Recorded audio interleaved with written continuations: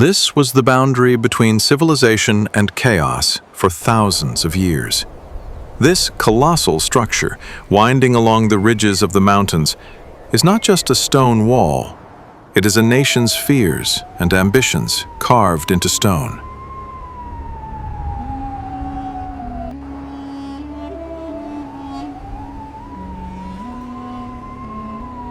In 221 BC, when the first emperor, Qin Shi Huang, unified China, his greatest obstacle was the nomadic warriors of the north.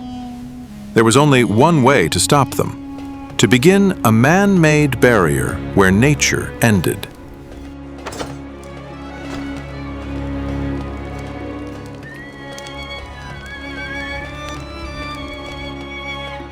The order was final. Connect the walls of the old kingdoms, close off the north completely. This command opened the gates to the largest construction site in history.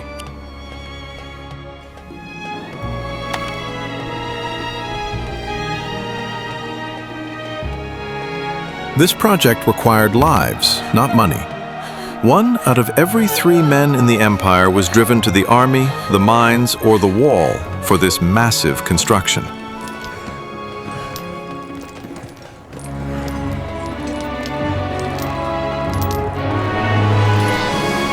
Criminals, Confucian scholars, and indebted peasants, they all shared the same fate. For most, this journey was an exile with no return. The first campfires in the freezing winds of the north. In a wild geography spanning thousands of kilometers, where there was no shelter, construction was about to begin.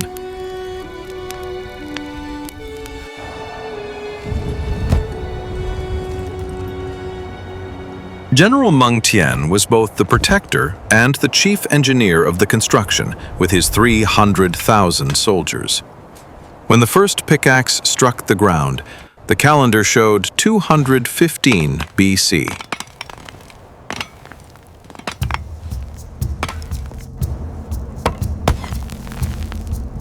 However, traditional methods were insufficient for building such a colossal structure. A revolution in engineering was required.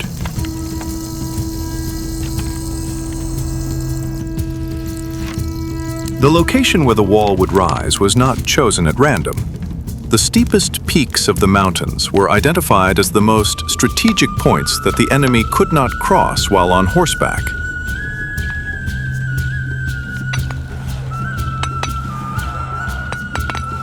And thus, this giant, known as the dragon's backbone, began to grow, nourished by soil and blood.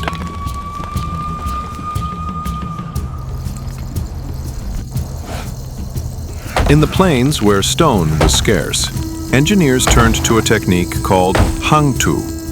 This was rammed earth technology.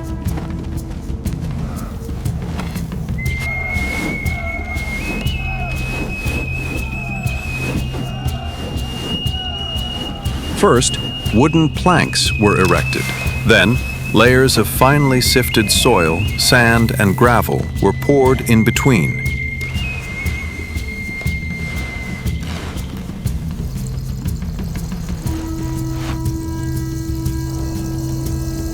Each layer was pounded for hours until it reached the hardness of concrete. These rhythmic sounds were like a drumbeat echoing across northern China.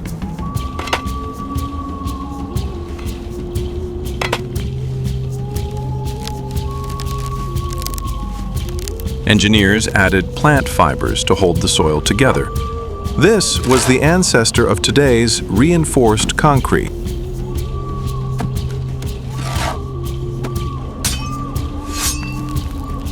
Quality control was ruthless.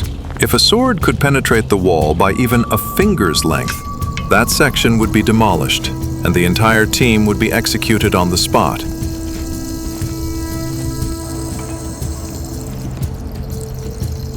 Hands were not just tools, they were also a unit of measurement. After thousands of strikes, the workers' hands had finally become numb.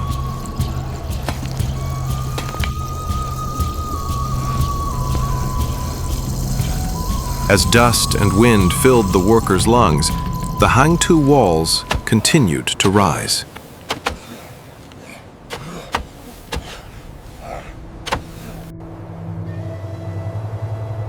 The incredible thing is that these walls, made only of earth and plants, are more resilient today than even modern concrete buildings.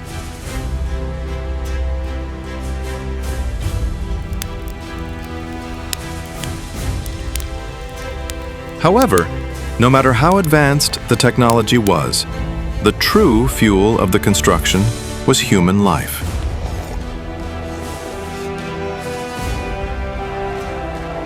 When the construction reached the mountains, the Hangtu technique gave way to heavy granite blocks. But how were these stones, weighing tons, to reach the summit?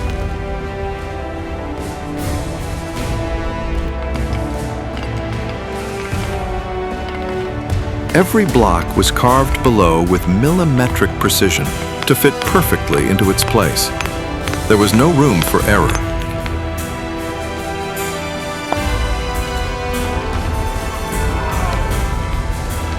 Chinese engineers developed cranes and levers that defied the laws of physics, but there were no motors. Power came only from muscles.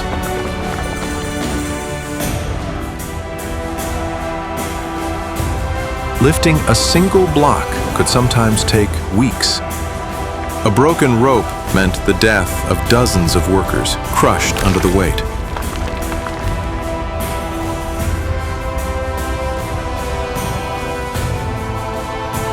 In the steepest points where machines could not reach, the solution was once again human.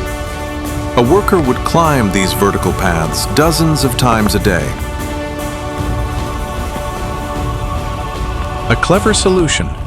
Goats and donkeys, experts on mountain paths, were transporting materials to the construction site using small saddlebags on their backs.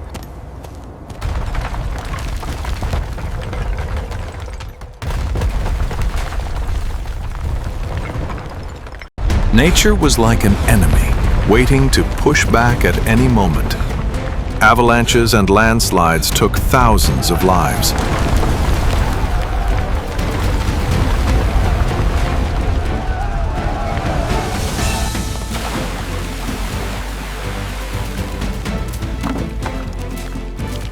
The freezing cold of winter was turned into an advantage.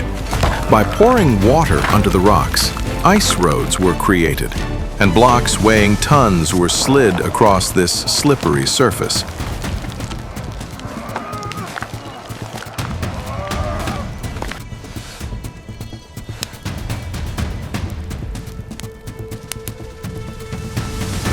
However, ice did not just slide stones. It also claimed people. Cliffs turned into the silent graves of nameless workers.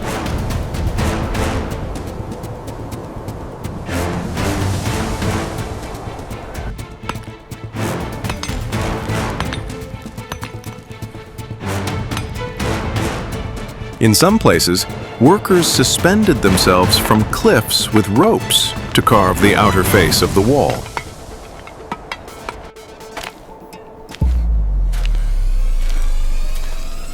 Time was the emperor's greatest enemy.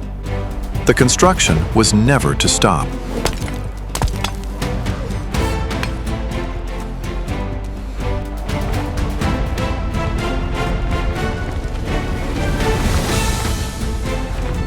This massive construction site, which did not stop even at night, looked like a swarm of fireflies devouring the mountains when viewed from afar.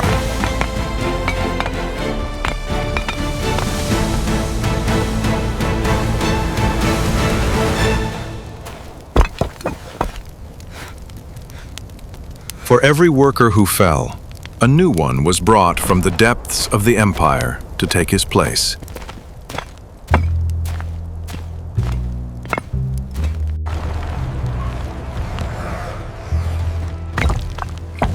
The mountains finally bowed to human will.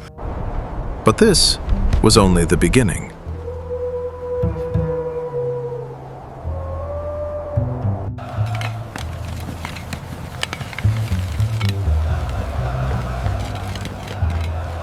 1,000 years later, the Ming emperors decided to transform the old earth walls into the world's most modern line of defense.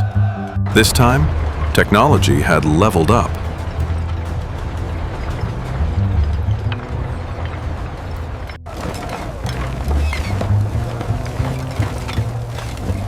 Now the wall would be built with fired bricks.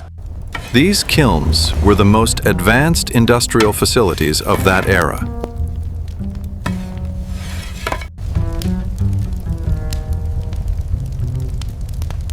The bricks had to be fired at such a temperature that they could remain unwearied for centuries.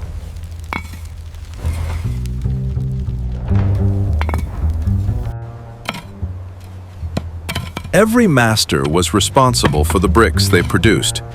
If a brick crumbled, the name on the seal was punished. Responsibility was the key to quality.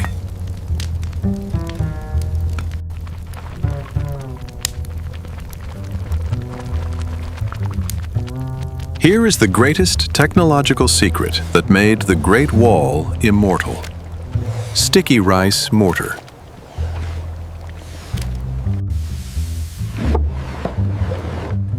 When engineers mixed the amylopectin in sticky rice with lime, they invented history's first organic, inorganic composite mortar.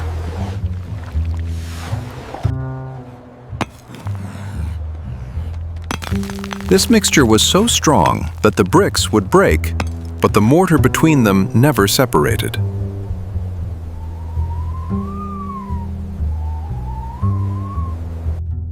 This mortar also prevented plant roots from entering the wall, preventing the structure from breaking apart. The wall was no longer just a vertical obstacle. It was now a highway where horse-drawn carriages could travel.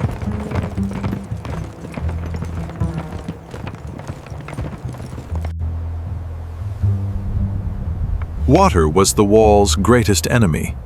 Engineers designed intelligent channels that drained rainwater away before it could seep into the structure.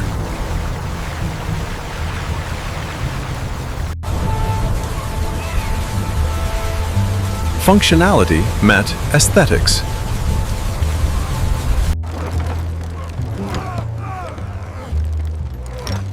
The towers were not only shelters, but also ammunition depots. Each was a small fortress in its own right.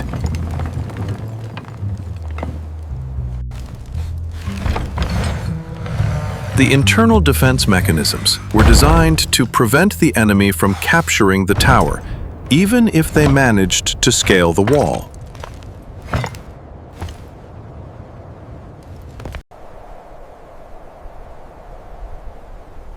Perfect geometric cuts that maximize the archer's field of vision while protecting them from enemy arrows.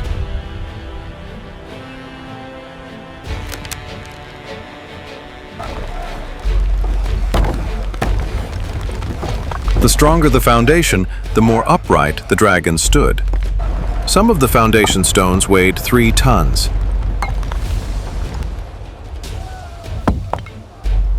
Han was only 17 years old. He gave his life for a single brick. But the construction did not stop.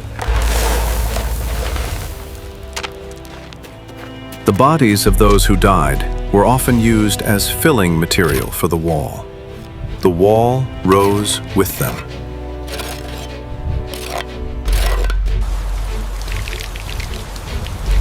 This formula, which turned soil into stone, became the empire's first line of defense.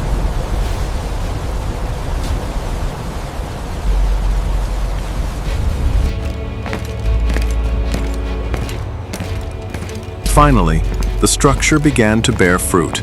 Communication networks were established.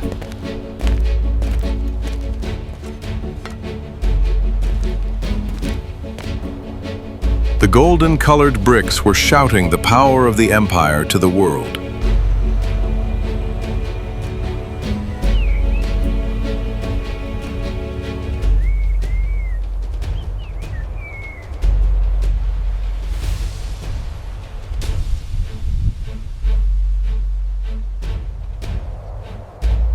When the wall was completed, it became the world's largest communication network. The enemy is coming! The first tower to send the signal. Wolf dung smoke is different from other types of smoke. It rises straight into the sky without dispersing, even in the wind. This was the fiber optic cable of the ancient world.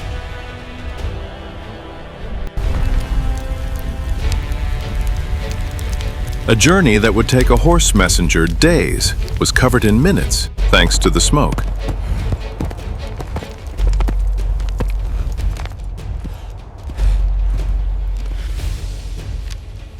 One smoke meant 100 enemies.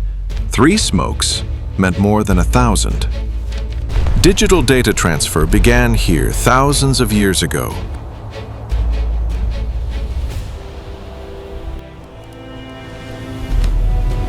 When the sun went down, fire took the place of smoke. The wall glowed like a luminous snake at night.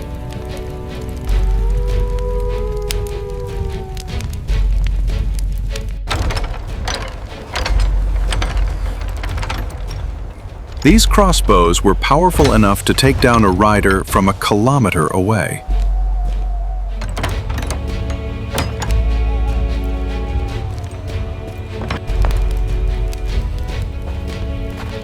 During the Ming period, the wall was now equipped with cannons. Technological superiority was entirely with China.